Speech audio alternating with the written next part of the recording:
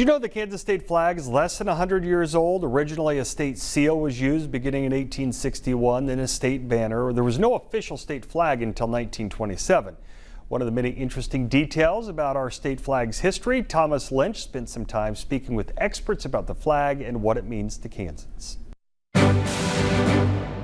There was a start for a real push for a state flag to be adopted, but patriotic groups like the Grand Army of the Republic, or the GAR as it was called, of Union veterans were really kind of opposed to this because they didn't want a state flag to replace Old Glory in the hearts and minds of Kansans. Boone Dotson is a museum curator with the Kansas Museum of History. He says that Kansans around 1917 felt that adopting a state flag was a waste of time. And the committees in charge of the design for the flags, they didn't want to even vote on it because they didn't want Kansans to be separated over a trivial issue like what's our state flag going to look like. In 1927, a flag design was approved and flown when Governor Pollen visited Fort Riley. That flag would stick around until adjusted in 1961, the year which marked 100 years of Kansas statehood.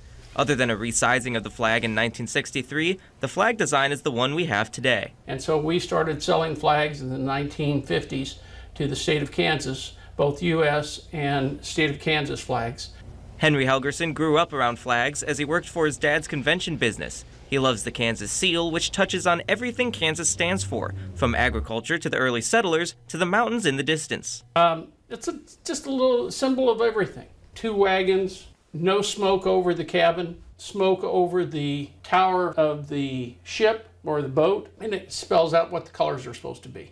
With the motto Ad Astra per Aspera, to the stars through difficulties. The idea that through the difficult times, whether or not you're the pioneers coming across the prairie or whether or not you're just working day by day today, you're trying to get by and work through make this land a better place. Once a tumultuous argument, now bringing pride to the people of Kansas. Since every state now has its own flag, its own symbolism, at least as far as I know, it's only appropriate that we have ours and that we be proud of ours and that we are just as good a state as any other in the nation. In Wichita, Thomas Lynch, 12 News.